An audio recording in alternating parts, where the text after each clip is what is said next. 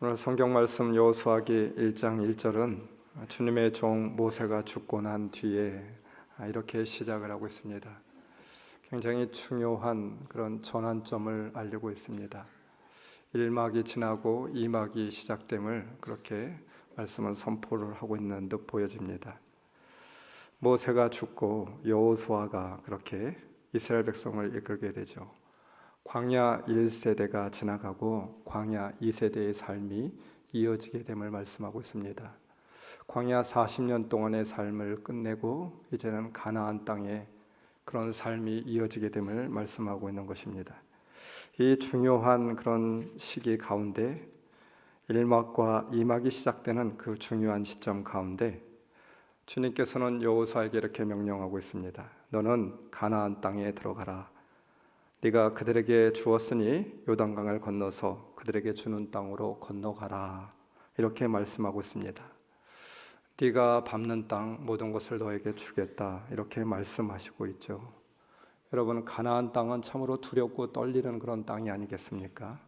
여호수아라 할지라도 또 광야 2세대라 할지라도 그 땅을 들어가기에 좀처럼 힘들고 또 두렵고 또 너무나도 어려운 그런 일이 될 것입니다. 전쟁을 한 번도 겪어보지 못했던 그런 이스라엘이었습니다. 여호수아는 위대한 모세를 이어서 이제 이스라엘을 이끌어야만 됐습니다. 여호수아의 심정이 과연 어떠하였을까요? 그런데 이 정복 전쟁의 구체적인 전략이나 승리할 수 있는 그런 방법에 대해서 하나님께서 말씀하고 있지 않아요. 그냥 내가 그들에게 주었으니 너희에게 주었으니 요단강을 건너서 그들에게 주는 땅으로 가라. 이 한 말씀이었습니다. 여호수아의 심정이 이스라엘의 그런 심정이 우리와 별반 다르지 않을 것 같습니다. 처음 가보는 일이죠. 처음 해보는 일입니다. 앞이 보이지 않는 현실입니다. 가나안 땅, 그들이 한 번도 경험해보지 못했던 땅이며 험난한 전쟁을 치러야 되는 그런 땅이었습니다. 우리 또한 마찬가지죠. 올 한 해에 어떠한 일이 일어날지 어떻게 살아가야 할지 사실 두렵습니다. 처음 가보는 길을 걸어가게 됩니다. 올 한 해 어떠한 일이 일어날지 우리는 잘 알지 못합니다. 가나안 목전에 서 있는 여호수아와 이스라엘의 심정과 별반 다르지 않습니다. 사랑하는 성도 여러분, 그럼에도 불구하고 여호수아와 이스라엘 백성들은 어떻게 가나안에 진군할 수 있었을까요? 무엇을 들고 가나안에 들어가야만 했습니까? 하나님께서 이 광야 2세대들에게 가나안 땅 정복 전쟁을 벌이기에 앞서서 그들에게 준비시키고 있는 것은 과연 무엇입니까? 오늘 말씀을 통하여서 2023년 또 가나안을 걸어갈 수 있는 우리 모두에게 우리 하나님께서 주신 그런 은혜와 평강이 있기를 원합니다. 하나님께서 주시는 그 귀한 말씀을 통하여서 우리가 다시 한번 믿음으로 도전하며 나아갈 수 있는 저와 여러분들이 다 될 수 있기를 주님의 이름으로 축원합니다. 이렇게 말씀합니다. 말씀 3절, 너희 발바닥이 닿은 곳은 어디든지 내가 너희에게 주겠다. 물론 너희 발바닥으로 밟는 곳을 내가 너희에게 주었노니. 개역 성경에는 이렇게 말씀하고 있어요. 언뜻 보면 주었노니 과거형처럼 보여지기도 하고 완료형처럼 보여지기도 합니다. 그러나 그것이 아니겠죠. 이 말씀에는 한 가지 전제 조건이 달려있는 그런 명령문이었습니다. 3절, 너희 발바닥이 닿는 곳, 아직 준 것이 아니라고 하는 말씀입니다. 영어로는 I'll give you라고 하는 그런 말씀이 되겠죠. 다른 말로 하면 아무것도 수고하지 않는데 땅을 주겠다라고 하는 말씀이 아닙니다. 밟는 수고를 아끼지 않고 밟을 때 그 땅이 주어지는 땅, 이것을 말씀하고 있어요. 여러분, 오늘 말씀 가운데 중요한 두 단어가 보여지고 있습니다. 너희라고 하는 말과 발바닥이라고 하는 말씀입니다. 누가 하는 것입니까? 누가 밟는 것입니까? 주어진 땅은, 허락된 땅은 오늘 내가 발바닥으로 밟을 때 그 땅이 나의 땅이 되어지는 것이죠. 여호수아는 하나님의 말씀을 듣고 지체함 없이 고민함 없이 명령을 내리게 됩니다. 백성들의 지도자를 불러 모아서 양식을 준비하라. 하나님이 말씀하신 대로 우리는 들어간다 라고 하는 것이었습니다. 지체 없이 나에게 주신 말씀을 그대로 발바닥으로 이행하겠다라고 하는 고백이었습니다. 오늘 나에게 주신 땅을 최선을 다해서 오늘 밟는 일로부터 나는 시작하겠다, 이 말씀입니다. 오늘 지키고 오늘 살고 오늘 믿음의 결단으로 살아가는 것, 이것이 중요합니다. 우리는 내일의 위대함을 꿈꾸고 있습니다. 내일의 정말 중요한 일들을 우리가 바라보고 있어요. 그러나 여러분, 오늘 밟는 일이 없다고 하면 내일이 이루어질 수 있을 것일까요? 내일의 위대한 일들은, 내일의 성취는 오늘 하루 밟는 일부터 시작되게 되는 것이죠. 오늘 하루를 열심히 밟으며 나아가는 것입니다. 이번 일, 나에게 주어진 일, 오늘 최선을 다해서 밟으며 나아가는 일이 되겠죠. 시편 119편 105절, 주의 말씀은 내 발의 등이요 내 길의 빛이니이다, 이렇게 말씀하고 있습니다. 이 말의 뜻이 무엇입니까? 여러분, 그 옛날에 등은 겨우 한 걸음을 비출 수 있는 그런 불빛에 불과하였습니다. 멀리까지 비추는 빛이 아니에요. 서치라이트가 아닙니다. 오늘처럼 이렇게 밝은 그런 전구가 아닙니다. 오늘 내 앞에 발걸음만 비추는 것이죠. 발걸음 한 걸음 한 걸음 디딜 때마다 앞을 비추며 나아가면 그것으로 족합니다. 한 걸음 한 걸음 앞을 향해 나아갈 수 있는 것, 이것으로 족한 일이죠. 주님이 가르쳐 주신 기도도 마찬가지였습니다. 오늘 우리에게 일용할 양식을 주옵시고 라고 너희는 이렇게 기도하라 라고 말씀하고 있잖아요. 하루치 분량입니다.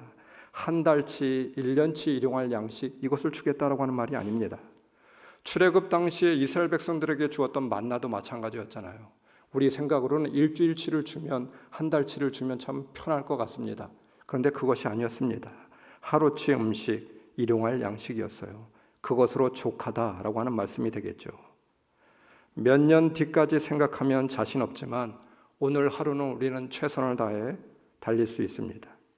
오늘 하루는 주님과 동행할 수 있죠. 몇 달 동안, 몇 년을 달릴 것을 생각하면 우리는 두렵고 떨리게 됩니다. 잘 해내지 못할 것 같습니다. 그러나 여러분, 오늘 하루, 이번 한 주간, 이번 한 달 잘 달리겠습니다. 이렇게 믿음으로 결단하게 된다고 하면 용기를 다시 한번 내게 됩니다. 믿음으로 다시 도전할 수 있게 되는 것이죠. 어느 성도가 저한테 책 한 권을 준 책이 있습니다. 목사님, 신앙서적을 많이 보실 것 같으니까 그냥 일반 서적 한 권 목사님이 보시면 좋을 듯하여서 선물합니다 라고 준 책이었습니다. 습관의 재발견이라고 하는 책인데, 스티븐 기즈라고 하는 사람이 쓴 책입니다. 그의 말은 한마디로 요약하면 이것입니다. 내 인생의 기적과 같은 그런 일들이 일어나게 되었는데 그것은 원 푸시업이라고 하는 원 푸시업 챌린지였다라고 고백하고 있어요. 우리말로 친다라고 하면 매일매일 한 번에 8, 9표 펴기, 이것이 제 인생을 바꿨습니다 라고 하는 고백이었어요. 우리 인생에도 원 푸시업 챌린지가 필요할 것 같아요. 스티븐 기즈는 새해를 얼마 남겨두지 않았던 12월 28일 지나온 그런 한 해를 바라보게 되었습니다. 근데 매일같이 똑같았습니다. 이룬 것이 없고 낙담이 되게 되었어요. 아이들이 이야기하는 것처럼 늘 작은 삼촌이었습니다. 한 초등학교 어린아이가 시험 문제가 나오게 되었는데 계획한 지 3일도 못 간다라고 하는 시험 문제에 답을 한 내용이 있습니다. 작은 삼촌, 작심삼일이 아니라. 우리는 늘 이렇게 작은 삼촌으로 매해를 지나왔는지 모르겠습니다. 새해는 잘 살아보고 싶은 생각이 들었습니다. 그런데 3일을 갈 수가 없었어요. 스티븐 기즈도 마찬가지였습니다. 그러나 이대로 이렇게 살아서는 안 될 것 같다, 그런 결심하였습니다. 그래서 그가 가장 소망하였던, 또 원하고 있었던 하루 30분 운동을 하자, 이것만은 반드시 지키자, 이렇게 생각을 해보게 되었죠. 계획을 세우게 되었습니다. 근데 여러분, 하루에 30분 동안 매일 365일 운동을 그런 계획을 세우고 바라보게 되니까 엄두가 나지 않았습니다. 잘 할 수 있을까? 오늘 내일 할 수 있을 것 같은데 계속해서 365일 좌절감이 밀려오게 되었습니다. 또 작은 삼촌이 되지 않을까 싶었습니다. 실패할 것 같은 그런 마음이었죠. 그래서 그가 생각해낸 것이 30분이 아니라 딱 한 번만 하자. 한 번은 할 수 있지 않을까? 놀다가, 아니면 뭐 심심하면, 아니면 잠자기 전에, 아니면 아침에 일어나서 딱 한 번 하는 거, 이것은 지킬 수 있을 것 같았습니다. 그래서 그런 원 푸시업 챌린지를 시도하게 되죠. 한 번, 하루에 한 번, 작은 일, 할 수 있는 일을 목표로 잡음, 이것이 중요하였습니다. 그 작은 일은 할 수가 있을 것 같았습니다. 그런데 그 한 개를 하고 나니까 또 한 개를 한번 해볼까라고 하는 마음이 들었다라고 하는 것이죠. 그러면서 한 개를 유지하게 되었습니다. 좋아, 한 번 더, 그리고 두 번 더, 세 번 더. 한 번에 대한 성취감이 다시 한 번 더 하자. 작은 목표 하나하나를 달성하게 되었습니다. 하루에 한 번 이루었다라고 하는 성취감이 그에게 있게 되었던 것이죠. 여러분, 하나님은 너희 발바닥이라고 말씀하고 있어요. 너희가 능히 밟을 수 있는 너희 발로 밟으라 이 말입니다. 너희라고 하는 것입니다. 너희가 할 수 있는 일을 하라고 하는 것입니다. 아니, 해야만 하는 그런 일들 그냥 하는 것, 그것으로 족하다라고 하는 것입니다. 할 수 없는 일을 말하고 있는 것이 아니에요. 우리가 통제할 수 있는 날은 오늘이잖아요. 내일이 아닙니다. 스티븐 기즈는 1년이 넘는 동안 계속해서 하루에 팔굽혀펴기 하나? 그거 능히 할 수 있게 되었습니다. 그런데 그 하나를 하고 나니까 두 번, 세 번 어떻게 되었을까요? 그가 몸짱이 된 것은 말할 것도 없고 이 작은 습관이 그 뒤에 이어져 다른 것으로 이어져 글쓰기 훈련, 독서 이 모든 것들로 이어지게 되었다라고 하는 거예요. 자신의 다른 삶의 부분을 향상시키는 결과를 가져오게 되었습니다. 그래서 그는 이제 유명 인사가 되게 되었어요. 미국 전역을 돌면서 그렇게 강의를 하는 멋진 강사가 되게 되었고요. 원 푸시업 챌린지가 밀리언셀러가 되었습니다. 그 책 한 권이. 그의 출발은 무엇이었습니까? 오늘 발바닥으로 밟는 일. 팔굽혀펴기 한 번. 하루에 내가 밟아야 하는 그 땅을 그것을 밟았을 뿐이었습니다. 너희 발바닥이 닿는 곳은 너희에게 주겠다. 너희라고 하는 말씀이죠. 이 말씀 너희라고 하는 전제가 담겨져 있습니다. 다른 누구가 아닌 밟아야 될 사람은 너희가 내가 해야 하는 일임을 말하고 있어요. 다른 누구가 밟는 일이 아니라 내가 먼저 밟아야 한다라고 하는 전제 조건이 담겨 있는 말씀이에요. 세상을 움직이려고 하면 먼저 자기 자신을 움직여야 한다라고 하는 말 우리는 익히 잘 알고 있습니다. 나 자신을 움직이지도 못하면서 어떻게 세상을 움직일 수가 있겠습니까? 내가 먼저이죠. 그런데 우리는 늘 신앙생활하면서 하나님이 먼저이기를 바랬어요. 그렇잖아요? 내가 먼저이지 않고 하나님이 먼저 해주기를 바랐습니다. 나는 빠지고 하나님이 하기를 원하였죠. 물론 하나님이 하실 수 있습니다. 가나안 땅 하나님이 정복 전쟁을 치러주고 그냥 통째로 주실 수 있습니다. 그러나 여러분, 성경은 그렇게 말씀하고 있지 않아요. 내가 먼저 하지 않으면 하나님도 하시지 않아요. 성경을 보십시오. 너희가 먼저입니다. 그러면 내가 주리라. 너희가 먼저 밟으면 내가 주겠다라고 말씀하고 있잖아요. 여러분, 우리는 늘 다른 이가 먼저이기를 바랐습니다. 나는 빠지고 너가 먼저이고 너가 문제이고 너 때문이라고 말하였잖아요. 그래서 우리는 늘 제자리 걸음이었습니다. 단 한 발자국도 가나안에 들어갈 수가 없었어요. 내가 먼저가 되지 않는 한 우리는 늘 그 자리에 있을 것입니다. 내가 먼저 사랑하고 내가 먼저 용서하고 내가 먼저 희생하고 내가 먼저 섬기고 이것이 가장 중요한 기본이잖아요. 내가 밟는 땅이라고 말씀하고 있잖아요. 그런데 우리는 늘 이것을 간과하고 살아왔습니다. 세계적인 영성가 헨리 나우엔이라고 하는 사람 여러분 잘 알고 계시죠? 이 헨리 나우엔이 교통사고로 거의 죽음 직전에까지 이르게 되었습니다. 그래서 그가 절실히 깨달았던 한 가지 생각이 있었다라고 고백하고 있어요. 겨울 너머의 세계라고 하는 글 가운데 그는 이렇게 고백합니다. 내가 죽음의 목전에서 내가 깨달은 것은 나를 삶에 집착하게 만드는 것이 사랑이 아니라 해결되지 않는 분노라고 하는 사실이었다. 사랑, 나로부터 흘러나오거나 나를 향하여 흘러들어오는 그 진정한 사랑은 죽을 수 있게 나를 풀어주었다 말하고 있습니다. 진정한 고통은 사랑하는 사람들과 헤어지는 문제가 아니었고 진정한 문제는 내가 용서하지 못하는 사람들과 나를 용서하지 못한 사람들을 남겨두고 떠나야 한다라고 하는 것이었다. 이제 내 안에 생명이 꺼져감을 느끼면서 나는 어떤 강한 열망, 즉 용서하고 싶고 용서받고 싶은 열망, 내가 내렸던 모든 평가들의 의견들을 다 날려보내고 싶은 열망, 그리고 판단하는 모든 짐들로부터 자유로워지고 싶은 열망을 느꼈다. 이것이 그가 죽음 직전에 죽음을 앞두고 그렇게 깨달았던 고백이라고 말하고 있어요. 그가 고백하는 것이 있습니다. 어디에서 문제의 근원을 찾을 수 있을까요? 그것은 바로 내가 먼저 용서하고, 내가 먼저 사랑하고, 내가 먼저 손을 내밀고, 내가 먼저 정죄하지 않고, 이것이 중요한 것임을 알았다고 하는 것이죠. 내가 먼저 변화해지고, 이것이 진정 후회를 남기지 않는 삶이며 죽음에 직면하게 되자 얻었던 가장 귀한 마지막 깨달음이었다. 세계적인 영성가는 우리들에게 그렇게 교훈하고 있습니다. 여러분, 이것이 땅을 밟는 일이죠. 인생을 정복해 나가는 일이라고 말함이 아닐까요?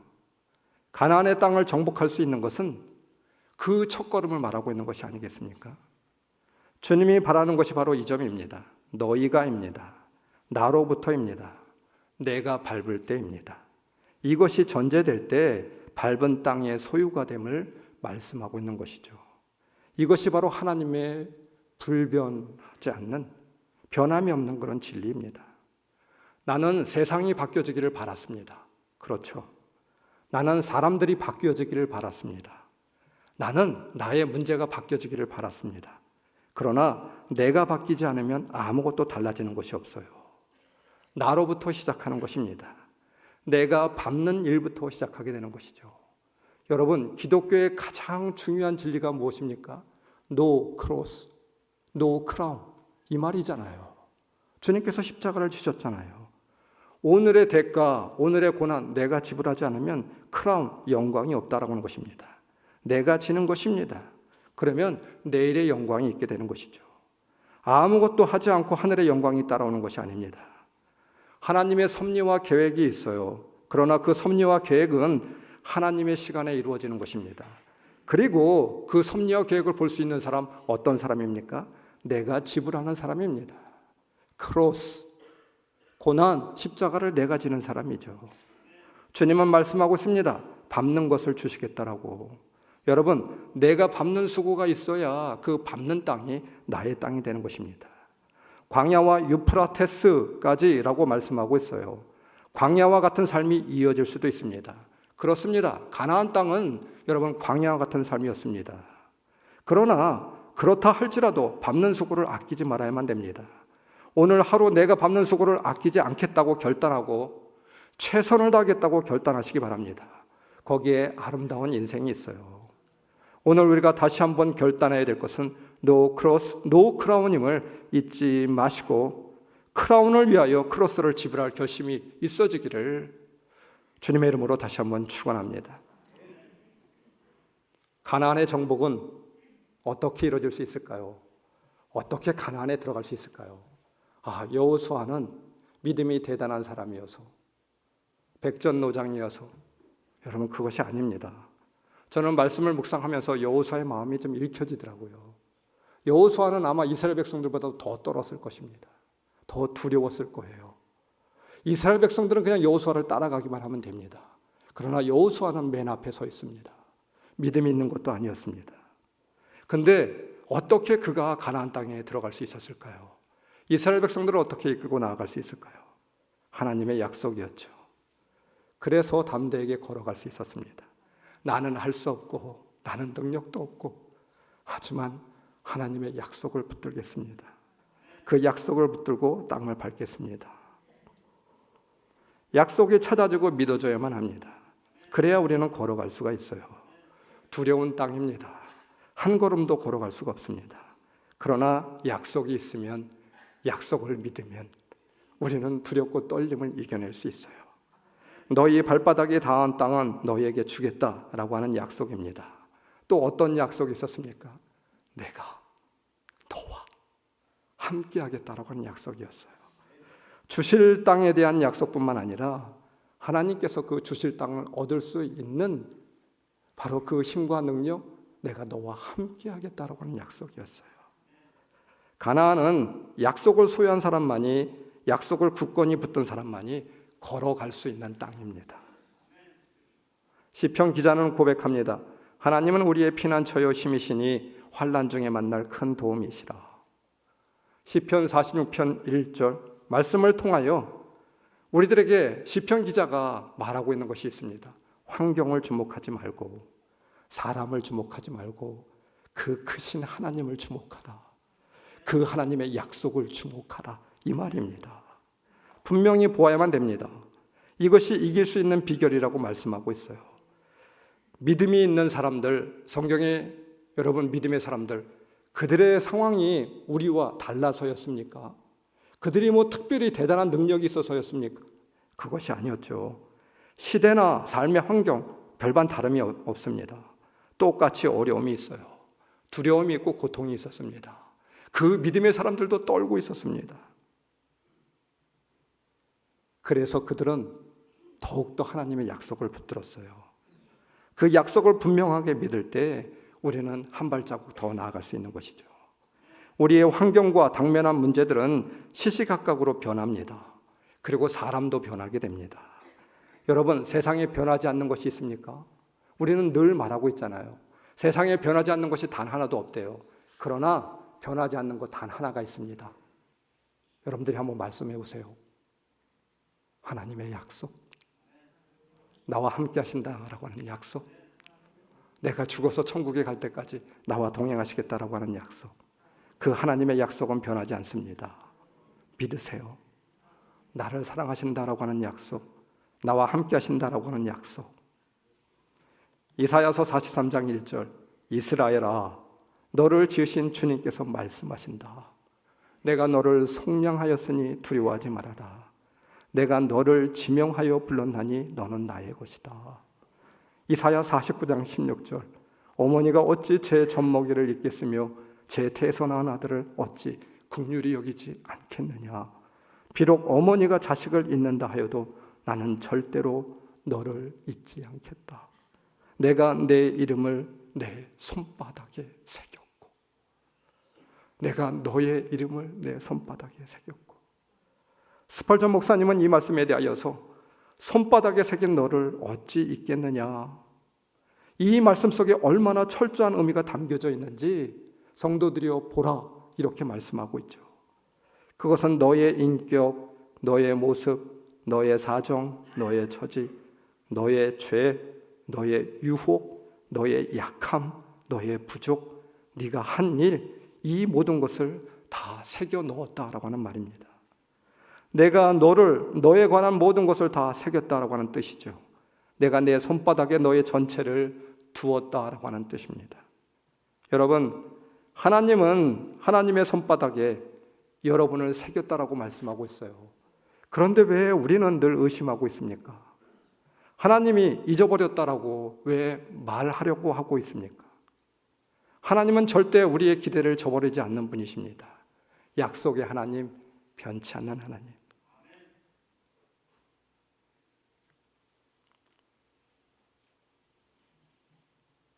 그 약속을 믿으면 우리는 두렵고 떨리는 그 가나안 땅 발걸음을 옮겨 놓을 수 있죠. 금요일, 토요일 날 말씀을 준비하는데 아침부터 저녁까지 안개가 자욱하게 깔려 있더라고요. 은항골에 안개가 쫙 깔려 있는데 아름답기도 하고 또 왜 안개가 이렇게 많이 그렇게 끼었을까, 그런 생각이 들기도 하였습니다. 앞이 잘 보이지 않았습니다. 그러면서 제 마음 가운데 드는 생각은 우리의 인생이 올 한 해 우리의 삶의 모습이 바로 이와 같지 않을까, 이런 생각이 들게 되었습니다. 불분명합니다. 앞이 보이지 않는 삶을 살아가고 있습니다. 안개는 은항골 전체를 뒤덮고 있었습니다. 마을 전체를 뒤덮은 짙은 안개에 포함된 물의 양은 실제로 한 컵의 물도 되지 않는다라고 하는 말이 있습니다. 이 한 컵도 안 되는 물의 양이 온 마을 전체를 뒤덮고 있어요. 그래서 건물을 보지 못하게 하고 우리의 시야를 가려서 담대하게 걸어가지 못하게 만드는 것이죠. 왜 안개가 피어오르나 말씀을 준비하다가 펜을 놓고 바깥에 나가서 한번 살펴보게 되었습니다. 사진도 찍어봤어요. 그러면서 제 마음 가운데 저는 잘 모르겠어요. 근데 제 짧은 지식으로 보여진 것이 있었습니다. 그것은 대지에 얼어붙은 눈과 얼음 때문이었습니다. 그리고 또 하나 따뜻한 온도 때문이었습니다. 날씨가 조금 따뜻해지니까 얼음과 눈이 덮여진 대지에서 따뜻한 공기와 접촉됨으로 거기서 안개가 피어오르고 있더라고요. 하루 종일 안개가 뿌옇게 끼었습니다. 날씨가 차가워 비가 아닌 눈이 되어서 내려왔으면 안개가 일지 않았을 것입니다. 날씨가 온도가 더 따뜻하여서 눈이나 얼음이 완전히 다 녹았다라고 하면 안개가 피어오르지 않았을 것입니다. 그런데 겨울임에도 불구하고 모호한 날씨, 모호한 온도 때문이었습니다. 우리가 잘 볼 수 없고 헤매고 있는 이유가 무엇일까? 저는 이 안개를 보면서 묵상해 보았습니다. 그것은 바로 우리 신앙의 모호성 때문이 아닐까. 세상에 한 발을 디디고 있고 신앙 안에도 한 발을 디디고 있고 이것도 아니고 저것도 아니고 완전히 신뢰하는 것도 아니고 신뢰를 거둔 것도 아니고 어정쩡한 상태, 완전하게 신뢰하거나 의탁한 상황이 아니었습니다. 그 신앙의 모호성 때문에 우리는 늘 두려워하고 있고 한 발자국도 나아가지 못하였습니다. 그래서 불안하였습니다. 마음이 안정이 없는 사람은 두 마음을 품은 사람이라고 하였습니다. 두 마음을 품은 사람은 흔들릴 수밖에 없어요. 마음을 한쪽으로 분명히 해야만 됩니다. 여러분, 두려움, 염려라고 하는 말은 헬라어로 메림나오라고 하는 말을 쓰고 있어요. 무엇입니까? 나뉘어진 마음이라고 하는 거예요. 이것 같기도 하고 저것 같기도 하는 그런 마음입니다. 믿음의 사람들이 세웠던 기준이 있었습니다. 분명히 그들은 기준을 세웠습니다. 그들의 삶 속에 안개와 같은 상황이 없었다라고 하는 말이 아닙니다. 그러나 그들은 그 모호성을 줄여버렸어요. 모호성을 삭제해버렸습니다. 내 마음이 확정되고 확정되었사오니 그 모호함을 끊어내었다라고 하는 것이죠. 그리고 그 모호함을 무엇으로 바꿨습니까? 약속으로 바꿨어요. 분명한 약속, 흔들리지 않는 그 약속으로 바꾸게 되니까 그들은 담대히 인생을 걸어나갈 수 있었다라고 하는 것이죠. 시편 기자는 노래합니다. 시편 50편 15절 환난 날에 나를 부르라 내가 너를 건지리니 네가 나를 영화롭게 하리로다. 하나님은 우리를 도와주시고 그 일을 통하여 영광을 받으신다 말씀합니다. 여러분, 여러분의 삶에 해결할 수 없는 문제가 있습니까? 중요한 것은 문제의 크기가 아닙니다. 우리의 가슴 속에 품고 있는 하나님의 크기가 문제가 되고 있는 거 아니겠습니까? 약속에 대한 신뢰의 크기가 문제가 되고 있는 것이죠. 그러므로 우리는 선택해야만 합니다. 크신 하나님께 맡길 것인지 아니면 내가 할 수 없음에도 불구하고 내가 그 짐을 지고 갈 것인지 우리는 선택해야만 됩니다. 모호성을 끊어내야만 됩니다. 하나님의 약속을 붙들고 나아가야 되겠죠. 그러면 흔들리지 않아요. 그러면 길이 보입니다. 그러면 그 땅이 너무나도 두렵고 떨리는 땅이지만 담대하게 우리는 걸어나갈 수 있는 것이죠. 하나님의 약속을 붙드세요. 여러분, 갈팡질팡하지 마십시오. 이제는 결정하십시오. 하나님의 크심을 묵상하십시오. 하나님의 약속을 어려울 때마다 더 묵상하십시오. 그러면 수고하고 무거운 짐을 하나님 앞에 내려놓을 수 있습니다. 하나님이 주신 가장 귀한 약속이 오늘 말씀 가운데 나와 있어요. 여러분들은 보이시고 있습니까? 무엇입니까? 무엇이 보이십니까? 너와 함께하니 걱정하지 말고 들어가라라고 하는 것입니다. 함께 할 수 있으니 함께하니 갈 수 있다라고 하는 말이 되겠죠. 내가 너와 함께하며 너를 떠나지 아니하며 너를 버리지도 아니하겠다. 하나님께서는 여호수아와 이스라엘 백성만 보고 가라고 말씀하고 있지 않아요. 무엇입니까? 내가 동행할 거야. 내가 함께할 거야. 그러니 걱정하지 마. 이것이 바로 하나님의 약속이었죠. 이 약속을 우리 성도들이 잊지 않았으면 좋겠습니다. 우리 또한 가나안 땅에 들어가는 그런 사람들이죠. 이 약속을 붙들고 들어가면 되겠습니다. 그래서 저는 우리 교회 대문에다가 이 약속의 말씀을 새겨놓았습니다. 신명기 31장 8절. 여러분, 대문에 히브리어로 쓰인 글자가 있어요. 뚫려진 그런 구멍들이 있잖아요. 뭐 좋게 보이라고 아름답게 보이라고 써놓은 것이 아닙니다.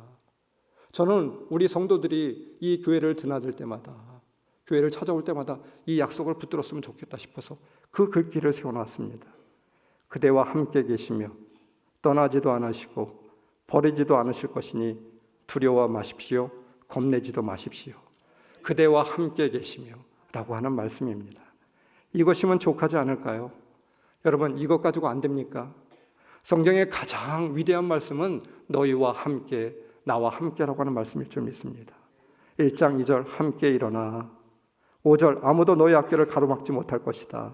내가 너에게 굳세고 용감하라고 명하지 않았느냐? 너는 두려워하거나 낙담하지 말아라. 네가 어디로 가든지 너의 주 나 하나님이 함께 하겠다. 할렐루야. 나 하나님이 내가 너희와 함께 하겠다 약속하셨습니다. 이 말씀이 있기에 우리는 두렵고 떨리지만 가나안에 들어갈 수 있는 것이죠. 이 약속만이 나를 가나안으로 붙들고 들어가게 하는 그런 힘이 됩니다. 여호수아 1장을 묵상할 때마다 제 머릿속에 떠오르는 이야기 하나가 있습니다. 어느 날 한 상인에게 넓고 비옥한 땅을 헐값에 살 수 있고 그냥 주겠다라고 하는 제안이 들어오게 됩니다. 이 촌장은 너무나도 그런 재산이 많고 또 마음이 친절하고 너그러운 그런 사람이었습니다. 그러면서 파옴이라고 하는 이 상인에게 이렇게 제안을 해요. 당신이 하루 종일 걸은 만큼의 땅, 그것을 1,000루블에 그냥 그 작은 값에 주겠어. 단 한 가지 조건이 있는데 당신이 반드시 그 땅이 어떤 땅이든지 해가 질 때까지 들어오면 그 땅이 당신의 소유가 될 것이요. 우리가 잘 아는 결론대로 그는 쉬지 않고 걷게 되었습니다. 한 평이라도 더 늘리기 위하여서 열심히 뛰다시피 걷게 되었습니다. 그런데 여러분, 우리가 한 번쯤 들었던 이 이야기의 끝, 그것은 무엇입니까? 우리는 결론을 잘 알고 있잖아요. 출발 전날 밤에 이 사람에게 바로 한 꿈을 꾸게 되는데 그 꿈에서 머리에 뿔이 달린 그런 악마가 나오게 되었습니다. 그러면서 낄낄거리며 웃고 있는 악마의 앞에서 그는 꿈속에서 쓰러져 죽는 꿈을 꾸게 되었습니다.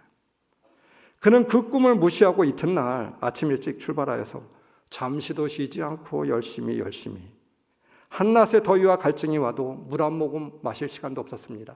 왜입니까?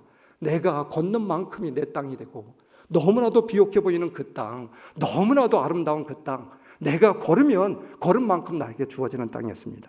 그래서 쉴 시간이 없었습니다. 조금 쉬고 다시 돌아오려고 하니까 더 좋은 땅이 보여지게 돼요.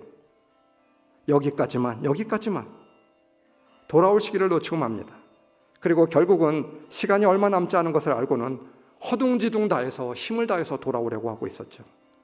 그는 간신히 다행하게도 출발한 지점에 도착하게 되지만 그 결론은 어떻게 되었습니까?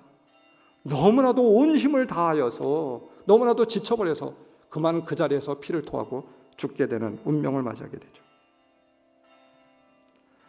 사람들은 머리에서 발까지 치수대로 2m의 땅을 파서 그곳에다가 그를 묻게 되었습니다. 그리고 안타깝게 혀를 짜고 있죠. 2m밖에 차지할 수 없는 그 땅을 위해서 그렇게 수고하고 노력했느냐?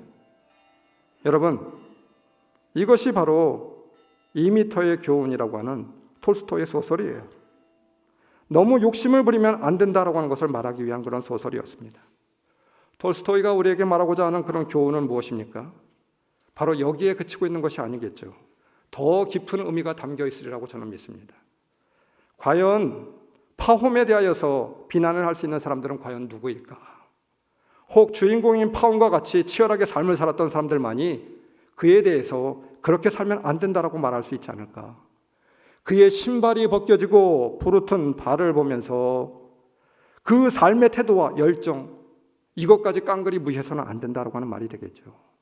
그가 발바닥으로 열심히 뛰었던 그 수고마저 우리는 무시해서는 안 됨을 바로 이 톨스토이는 말하고 있는 것이 아닙니까? 더 중요한 것이 있어요. 왜 파옴이 끝내 욕심에 끌려 죽음으로 인생을 마감하였을까요? 여러분, 톨스토이는 그것을 우리에게 그렇게 말해주고자 하는 것이 아니겠습니까? 욕심을 말하고자 함이 아닐 것입니다. 왜 욕심에 끌리는 삶을 살았느냐? 이것을 봄이 중요한 것이 되겠죠. 오늘의 말씀 5절입니다. 내가 모세와 함께하였던 것과 같이 너와 함께하며. 중요한 것은 바로 여기에 있어요. 여기에 답이 있습니다. 함께가 없으면 아무 소용이 없습니다. 하나님이 함께하는 밟음이 되어줘야 되겠죠. 하나님이 함께하는 동행하는 삶이 있어야만 됩니다. 함께 동행하는 삶에는 여러분 욕심이 깃들 수가 없어요. 함께하는 삶에는 두려움이 깃들 수가 없습니다. 헛된 자기 과시나 욕망이 깃들 수가 없게 되잖아요. 순간순간 하나님과 함께 하는데 순간순간 하나님께 묻고 대화하며 함께 걸어가기 때문에 그가 걸어간 길은 바른 길이 될 수밖에 없고 그 길은 헛된 욕망으로 끝날 수가 없습니다. 함께가 없으면 그 길은 불안합니다. 함께가 없으면 그 길은 잘못된 길입니다. 왜입니까? 유한한 내가, 아무것도 아닌 내가 내 인생의 주인이 되어서 걸어가는 길, 그 길이 어찌 바른 길이 될 수 있겠습니까? 그래서 우리는 주 하나님과 영원하신 하나님과 함께 걷는 길이 되어야 되겠죠. 그 길만이 옳은 길이 됩니다. 사랑하는 성도 여러분, 우리 혼자 밟는 땅은 불안합니다. 아무리 밟는다 할지라도 그 땅이 우리의 소유가 될 수가 없어요. 결국 우리의 인생은 파움처럼 그렇게 끝나는 인생이 될 수밖에 없다라고 하는 것입니다. 말씀 7절, 오른쪽으로나 왼쪽으로 치우치지 않도록 하여라. 어느 무엇이 앞서서는 안 됩니다. 한쪽으로 치우쳐서도 안 됩니다. 균형이 깨지게 됩니다. 균형이 깨진 자리에는 기울어짐, 넘어짐이 있게 되는 것이죠. 그 기울어짐, 넘어짐을 붙잡아줄 손이 있어야 되는 것입니다. 그래야 바로 삶의 균형이 있게 되는 것이죠. 여러분, 하나님의 진정한 목적은 과연 어디에 있었을까요? 하나님이 원하시는 것은 우리가 밟는 땅을 주는 것, 거기에 목적이 있었습니까? 그것이 아니겠죠. 하나님의 목적은 함께하는 데 있었습니다. 가나안 땅의 소유가 아니라 가나안의 주인이 되는 것이 바로 하나님의 목적이었잖아요. 사랑하는 성도 여러분, 함께 걸어갈 수 있는 여러분들이 되시길 주님의 이름으로 축원합니다. 말씀을 준비하며 보았던 신영복 선생의 뒤돌아보라라고 하는 짧은 글을 보게 되었습니다. 길을 걷다가 골목이 꺾이는 길 모퉁이 같은 데서 재빨리 뒤돌아보라. 거기 당신의 등 뒤에 당신을 지켜주는 손이 있다. 어머니의 손 같은, 친구의 손 같은. 우리 인생에도 우리를 지켜주는 손이 있습니다. 어머니의 손보다 훨씬 더 따뜻한 손, 친구의 손보다 훨씬 더 깊이 다가와 허물어진 나의 삶을 붙잡아주는 손. 그 손은 늘 저와 우리와 함께 하였습니다. 나의 인생길에 늘 함께하는 그런 손이었죠. 그분의 함께하는 손길로 나의 인생이, 우리의 인생이 여기까지 올 수 있었던 고백. 이 고백이 우리에게 있어지기를 주님의 이름으로 축원합니다. 사랑하는 성도 여러분, 함께하심의 확인, 함께하심의 그런 믿음의 확신, 이것으로 우리는 가나안에 들어갈 수 있습니다. 거기에 우리의 삶은 안전합니다. 거기에 우리의 삶은 한 발 한 발 밟으며 가나안 땅을 정복해 나갈 수 있습니다. 올 한 해 주님과 함께하는 한 해가 되시길 주님의 이름으로 축원합니다. 어디를 가든지 무엇을 하든지 주님과 함께 할 수 있는 저와 우리 좋은 교회 성도 여러분들이 다 될 수 있기를 주님의 이름으로 축원합니다. 우리 말씀을 기억하시면서 우리 통성으로 기도합시다.